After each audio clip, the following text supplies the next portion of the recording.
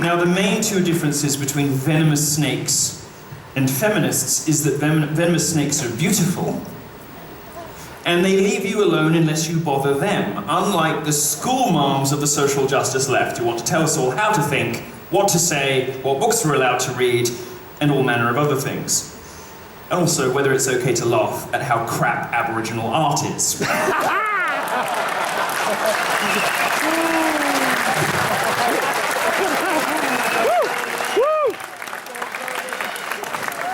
Because newsflash, it really is shit.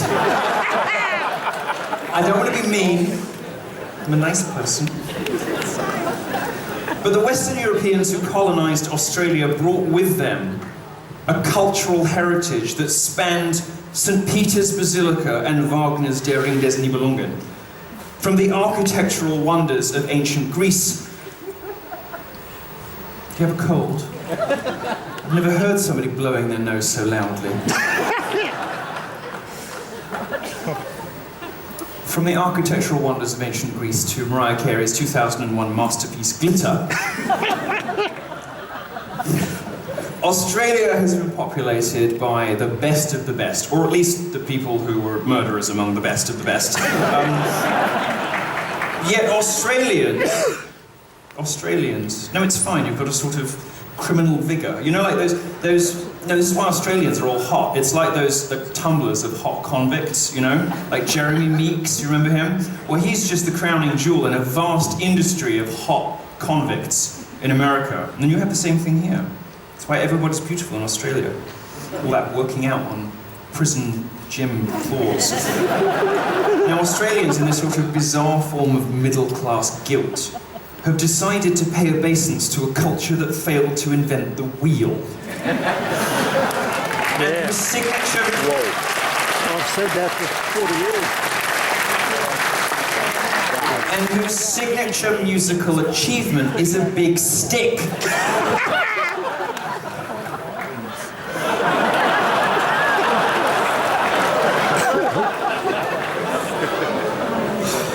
The ugly truth that they don't want you to say out loud is that history has winners and losers.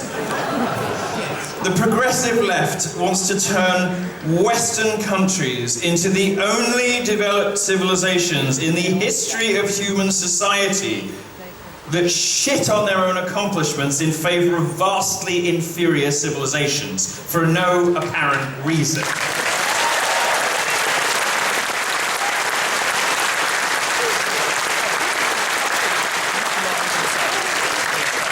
Hence, we're confronted with the ugly spectacle of your own nation and welcome to country.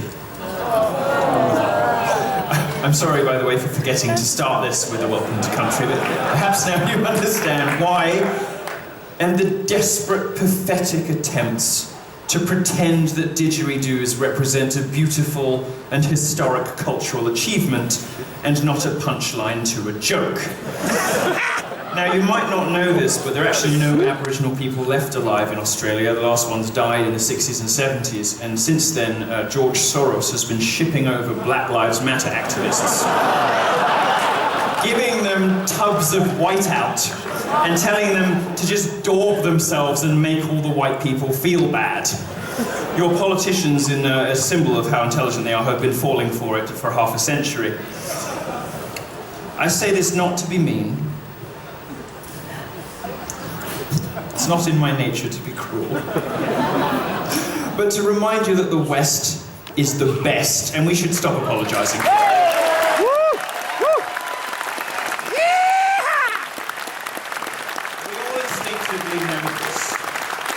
We all instinctively know this. We know that the things that make our civilizations, our countries, wonderful.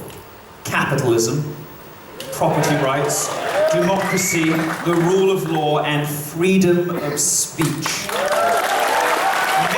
our nations the nicest place to live in the world. And if you have the misfortune of being born a woman...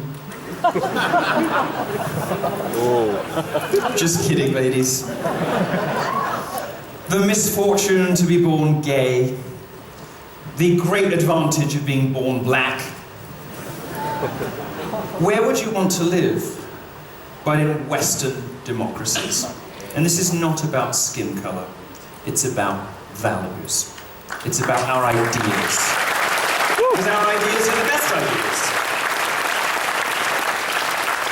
The left wants you to believe that Western supremacy, Western chauvinism, is wrapped up in racism, and that somehow believing in values, the values that have made our civilization great, is equivalent to being a white nationalist. It isn't. They want you bent double, hunched over in shamefaced servitude about the achievements of your ancestors, because they've invented a galaxy of victimhood classes designed to undermine freedom, capitalism, and democracy, and to privilege invented hurt feelings over facts, reason, and logic. Now, since I brought up the didgeridoo, let me invoke a second annoying and repetitive foghorn by the name of Waleed Ali.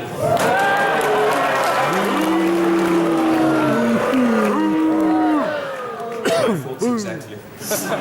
Now, are you familiar with this cowardly half-wit? It sounds like you are. Waleed is presented to Australians as a model of politically correct maturity, modernity, and tolerance. But he's an idiot and a coward.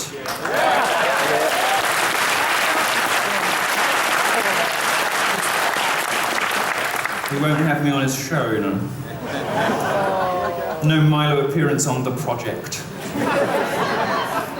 He won't debate me. He won't even do one of those mean-spirited, disingenuous, heavily edited, non-live interviews that he likes to do with conservatives to try to make us all look stupid. Perhaps because he knows that no matter how many banks of editing computers you purchase, it is impossible to make me look stupid. This is Waleed and his lovely wife, his liberated, emancipated wife, who is... Excuse me, don't be rude. I know what you're thinking. You're thinking, she's not emancipated and liberated. You're thinking, she's a victim of brainwashing by a vicious death cult that oppresses women and murders homosexuals. Oh, stop it. Stop it. She is wearing the hijab because she chooses to, sister. And it's got nothing to do with the fact that her uncle Bilal will splash her face with sulfuric acid if she doesn't. It will be a very bad look on the red carpet at the Logies. One of the most pernicious myths of all in the 20th century is that of moderate Islam. And idiots like this are put on your television screens to perpetuate this myth. It's like a lot of other myths, hot gingers, the female orgasm.